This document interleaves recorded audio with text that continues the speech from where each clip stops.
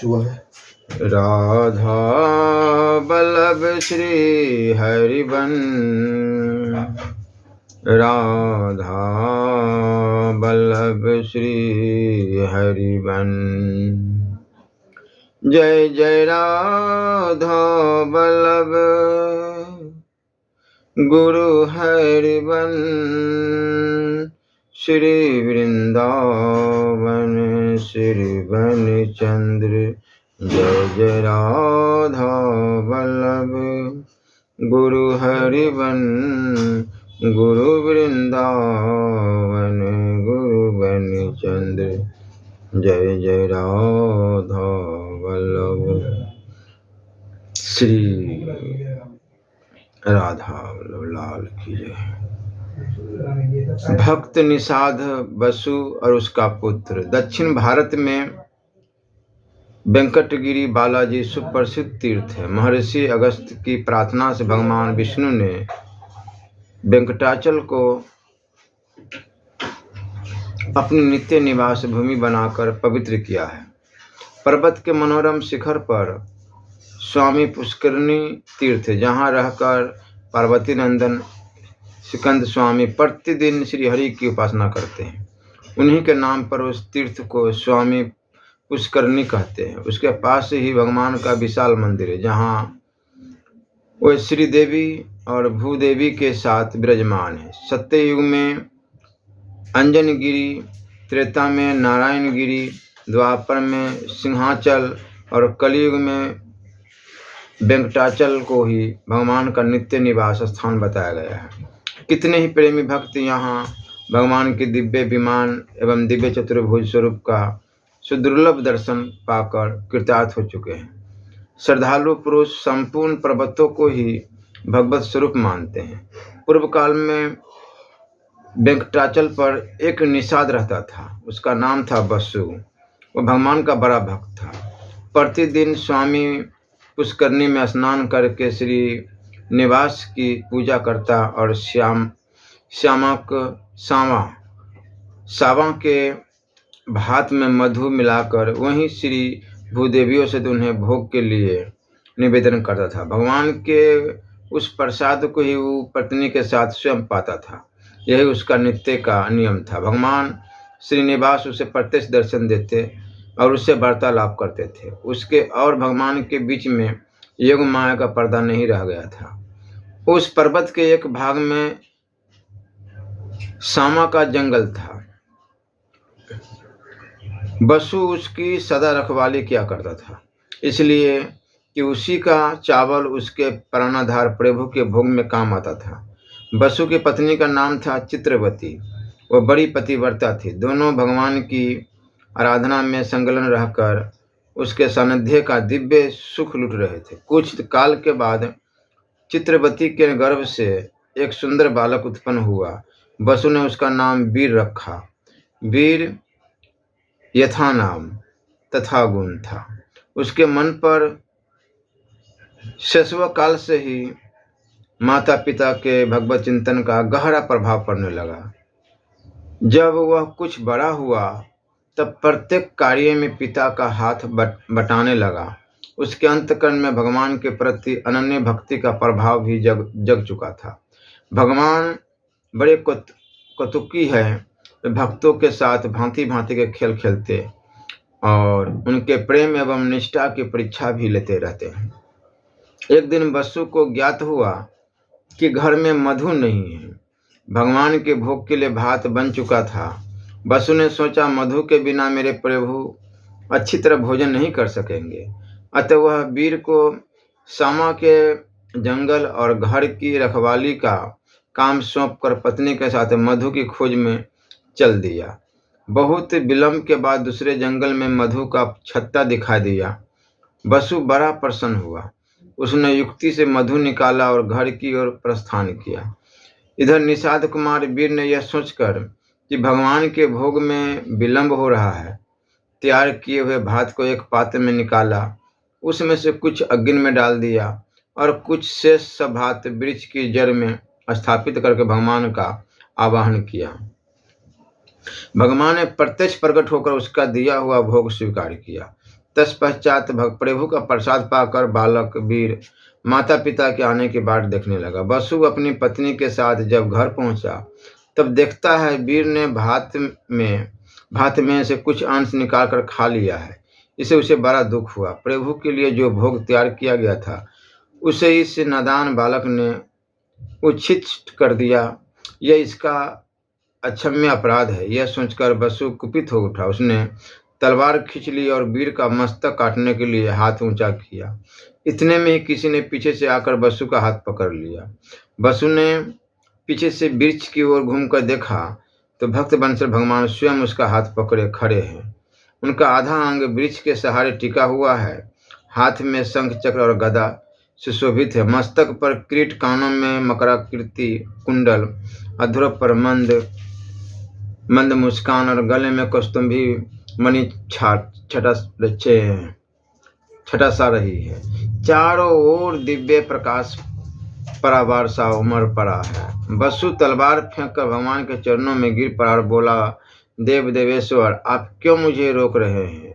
वीर ने अक्षम्य अपराध किया है। भगवान अपनी मधुर वाणी से कानों में अमृत उड़ेलते हुए बोले, वसु तुम उतावली न करो।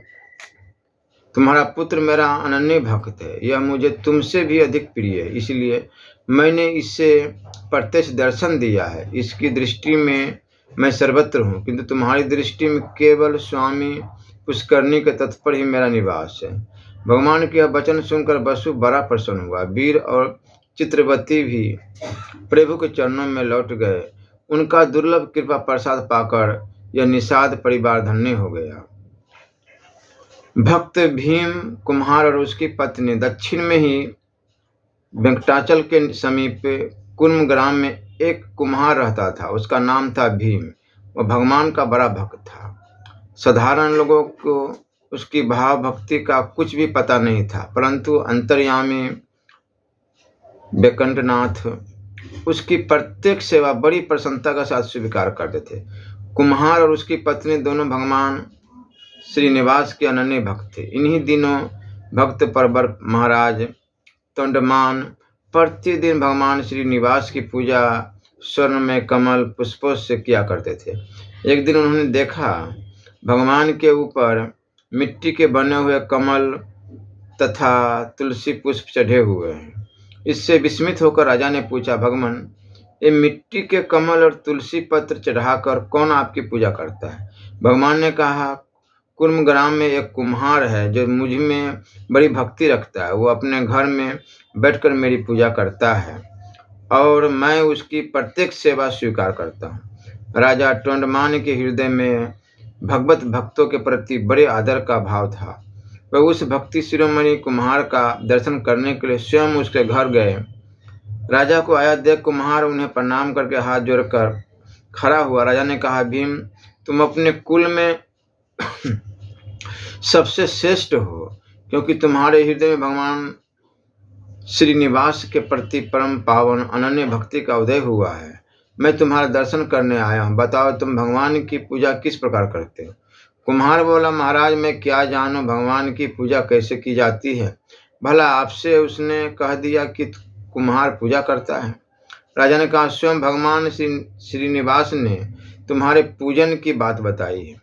राजा के इतना कहते ही कुम्हार की सोई हुई स्मृति जाग उठी। वह बोला, महाराज, पूर्व काल में भगवान वेंकटनाथ ने मुझे वरदान दिया था कि जब तुम्हारी की हुई पूजा प्रकाशित हो जाएगी और जब राजा तोंडमान तुम्हारे द्वार पर आ जाएंगे तथा उनके साथ तुम्हारा वार्तालाप होगा, उसी समय तुम्हें परम धाम की प्राप्ति होगी।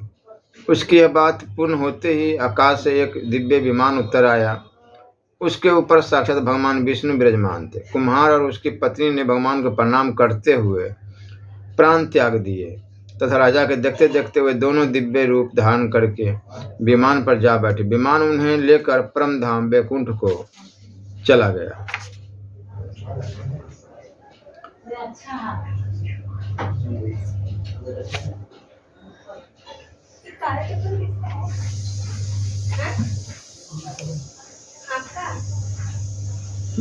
एक भक्त दर्जी और सुदामा माली।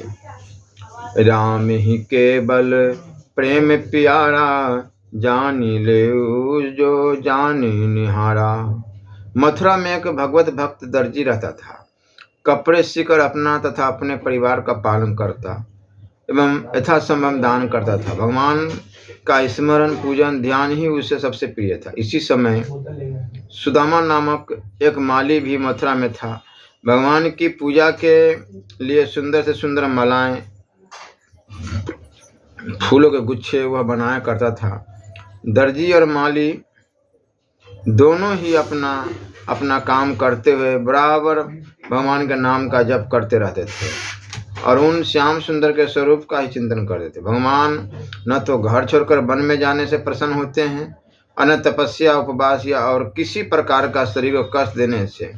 उन सर्वेश्वर को न तो कोई अपनी बुद्धि से संतुष्ट कर सकता है और न विद्या से। बहुत से ग्रंथ पढ़ लेना या अद्भुत तर्क कर लेना, काव्य तथा अन्य कलाओं की शक्ति अथवा बहुत सा धन परमात्मा को प्रसन्न करने में समर्थ नहीं है।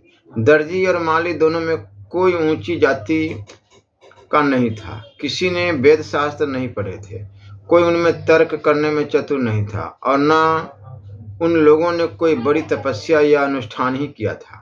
दोनों गृहस्थ थे, दोनों के बाल बच्चे थे, दोनों अपने अपने काम में लगे रहते थे। परंतु एक बात दोनों में थी, दोनों भगवान के भक्त थे, दोनों धर्मात्मा थे। अपने अपने काम को बड़ी सच्चाई से दोनों करते थे। ईमानदारी से परिश्रम करके जो मिल जाता उसी में दोनों को संतोष था। झूठ, छल, कपट, चोरी, कठोर वचन, दूसरों की निंदा करना आदि दोष दोनों में नहीं थे। भगवान पर दोनों का पूरा विश्वास था। भगवान को ही दोनों ने अपना सर्वस्व मान रखा था और राम, कृष्ण, गोविंद आदि पवित्र भगवत नाम उनकी जिह्वा पर निरंतर चला करती थी। भगवान को तो यह निश्चल सरल भक्ति भाव ही प्रसन्न करता है। इसलिए हर समय नाम जप से ही बेड़ा पार है। इस भाव सागर से दूसरा तो हमें कोई उपाय नहीं लगता। अक्रूर जी के साथ बलराम जी और श्री कृष्णचंद्र मथुरा आए। अक्रूर को घर भेजकर भोजन तथा विश्राम करने के पश्चात दिन के चौथे पहर और सखाओं से घिरे हुए मथुरा नगर देखने निकले। कंस के घमंडी धोबी को मारकर श्याम सुंदर ने राजकीय बहुमूल्य वस्त्र छीन लिए। वस्त्रों को स्वयं पहना, बड़े भाई को पहनाया और सखाओं में बांट दिया। वह वस्त्र कुछ राम, श्याम तथा बालकों के नाम से तो बने नहीं थे, अतः ढीले ढाले उनके शरीर में लग रहे थे। भक्त दर्जी ने यह देखा और दौड़ आया। वह त्रिभुवन सुंदर श्री कृष्ण हंसते हुए उसके सम्मुख खड़े हो गए, जिनकी एक झांकी के लिए बड़े बड़े योगींद्र मुनिंद्र तरसते रहते हैं। वह श्याम सुंदर दर्जी के सम्मुख खड़े थे। महाभाग दर्जी ने उनके वस्त्रों को काट छाट कर सीकर ठीक कर दिया। श्री बलराम जी तथा सभी गोप बालकों के वस्त्र उसने उनके शरीर के अनुरूप बना दिए। प्रसन्न होकर भगवान ने दर्जी से कहा, तुम्हें जो मांगना हो मांगो। दर्जी चुपचाप मुख देखता रह गया। श्री कृष्णचंद्र का उसने किसी इच्छा से, किसी स्वार्थ से तो यह काम किया नहीं था। हाथ जोड़कर उसने प्रार्थना की, प्रभु मैं नीच कुल का ठहरा, मुझे आप लोगों की सेवा का यह सौभाग्य मिला, यही क्या कम हुआ। भगवान ने दर्जी को वरदान दिया, जब तक तुम इस लोक में रहोगे तुम्हारा शरीर स्वस्थ सबल आरोग्य रहेगा, तुम्हारी इंद्रियों की शक्ति छीन नहीं होगी, तुम्हें सदा मेरी स्मृति रहेगी, ऐश्वर्य तथा लक्ष्मी तुम्हारे पास भरपूर रहेगी। इसके पश्चात मेरा रूप धारण करके तुम मेरे लोक में मेरे पास रहोगे, तुम्हें मेरे सारूप्य प्राप्त होगा। इसके पश्चात श्री कृष्णचंद्र सुदामा माली के घर गए। सुदामा तो राम श्याम को देखते ही आनंद के मारे नाचने लगा। कीर्तन करते हुए उसने भूमि में लौटकर दंडवत प्रणाम किया, सबको आसन देकर बैठाया।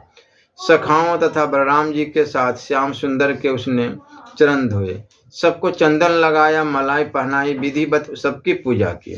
पूजा करके वह हाथ जोड़कर स्तुति करने लगा। उसने कहा, भगवान, मेरे ऋषि मुनियों से सुना है कि आप दोनों ही इस जगत के परम कारण हैं। आप जगदीश्वर है। संसार के प्राणियों का कल्याण करने के लिए, जीवों के अभ्युदय के लिए आपने अवतार लिया है। आप तो सारे संसार के आत्म स्वरूप है, सभी प्राणियों के सुहृद है। आप में विषम दृष्टि नहीं है, सभी प्राणियों में सम रूप से आप स्थित है। फिर भी जो आपका भजन करते हैं उन पर आपका अनुग्रह होता है। मैं आपका दास हूँ, अतः मुझे कोई सेवा करने की आज्ञा अवश्य करें, क्योंकि आपकी सबसे बड़ी कृपा जीव पर यही होती है कि आप उसे अपनी सेवा का अधिकार दे। आपकी आज्ञा का पालन करना ही जीव का परम सौभाग्य है। सुदामा ने सखाओं के साथ भगवान की पूजा कर ली थी, उन्हें मालाएं पहनाई थी। फिर भी उसे प्रसन्न करने के लिए श्री कृष्णचंद्र ने कहा, सुदामा, हम सबको तुम्हारी सुंदर मालाएं और फूलों के गुच्छे चाहिए। माली सुदामा ने बड़ी श्रद्धा से बहुत ही सुंदर सुंदर मालाएं फिर भगवान को तथा सभी गोप बालकों को पहनाई, उन्हें फूलों से सजाया और उनके हाथों में फूलों के सुंदर गुच्छे बना कर दिए। भगवान ने कहा, सुदामा, मैं तुमसे बहुत प्रसन्न हूँ, तुम वरदान मांगो। सुदामा भगवान के चरणों में लौट गया। हाथ जोड़कर उसने फिर प्रार्थना की, प्रभु, आप अखिलात्मा में मेरी अविचल भक्ति रहे, आपके भक्तों से मेरी मैत्री रहे और सभी प्राणियों के प्रति मेरे मन में दया भाव रहे। मुझे यही वरदान आप दें। भगवान ने एवं मस्तु कहकर फिर कहा, तुमने जो मांगा वह तो तुम्हें मिल ही गया। तुम्हें दीर्घायु प्राप्त होगी, तुम्हारे शरीर का बल तथा कांति कभी छीन नहीं होगी। लोक में तुम्हारा सुयश होगा और तुम्हारे पास पर्याप्त धन होगा। वह धन तुम्हारी संतान परंपरा में बढ़ता ही जाएगा करेगा। माली को यह वरदान देकर श्री कृष्णचंद्र नगर दर्शन करने चले गए। वह दर्जी और माली जीवन भर भगवान का स्मरण भजन करते रहे और अंत में भगवान के लोक में उनके नित्य पार्षद हुए।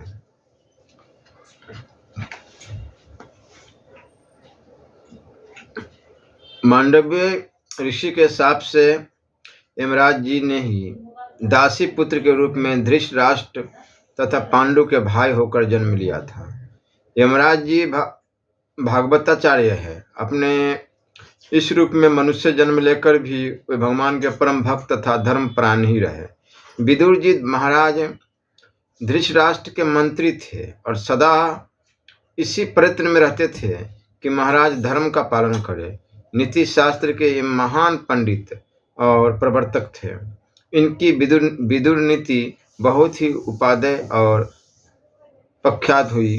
जब कभी पुत्र स्नेहवश धृतराष्ट्र पांडवों को क्लेश देते या उनके अहित की योजना सोचते, तब विदुर जी उन्हें समझाने का प्रयत्न करते।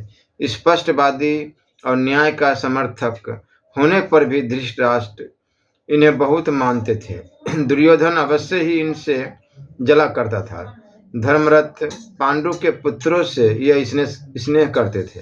जब दुरात्मा दुर्योधन ने लच्छा भवन में पांडवों को जलाने का षड्यंत्र किया, तब विदुर जी ने उन्हें बचाने की व्यवस्था की और गुरु भाषा में संदेश भेजकर युधिष्ठिर को पहले ही सावधान कर दिया तथा उस भयंकर गिरह से बच निकलने की युक्ति भी बता दी थी।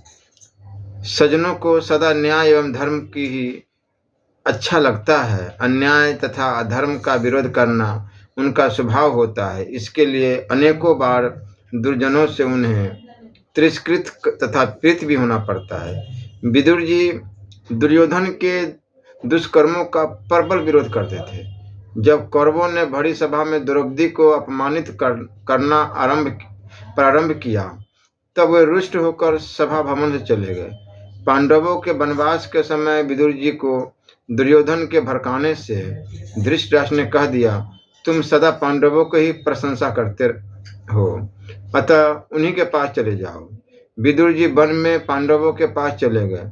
उनके चले जाने पर धृतराष्ट्र को उनकी महत्ता का पता चला। विदुर से रहित अपने को वे असहाय समझने लगे।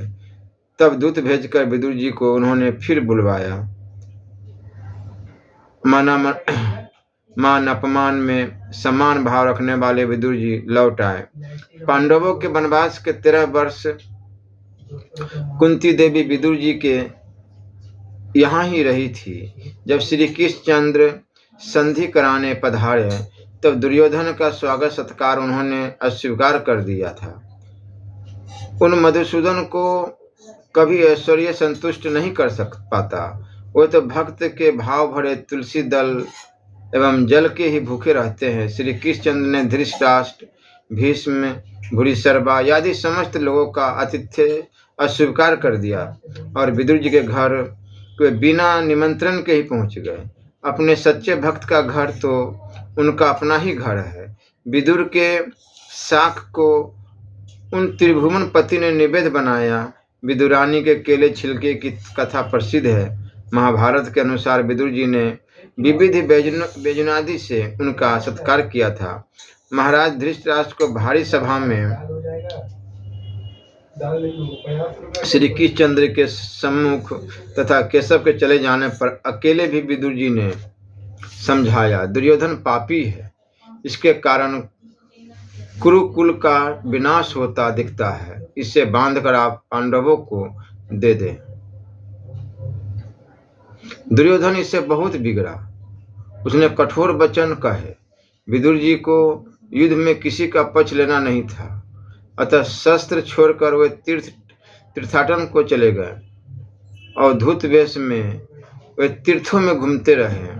बिना मांगे जो कुछ मिल जाता वही खा लेते। नंगे शरीर कंद मूल खाते हुए वे तीर्थों में लगभग 36 वर्ष विचरते रहे। अंत में मथुरा में उन्हें उद्धव जी मिले।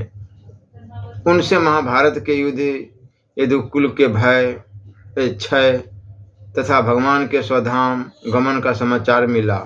भगवान ने स्वधाम पधारते समय महर्षि मैत्रेय को आदेश दिया था विदुर जी को उपदेश करने का। उद्धव जी से यह समाचार पाकर विदुर जी हरिद्वार गए। वहां मैत्रेय जी से उन्होंने भगवद उपदेश तत्व ज्ञान प्राप्त किया और फिर हस्तिनापुर आए। हस्तिनापुर विदुर जी केवल बड़े भाई धृतराष्ट्र को आत्म कल्याण का मार्ग प्रदर्शन करने आए थे। उनके उपदेश से धृतराष्ट्र एवं गांधारी का मोह दूर हो गया और वह विरक्त होकर वन को चले गए। विदुर जी तो सदा से विरक्त थे। वन में जाकर उन्होंने भगवान में चित्त लगाकर योगियों की भांति शरीर को छोड़ दिया।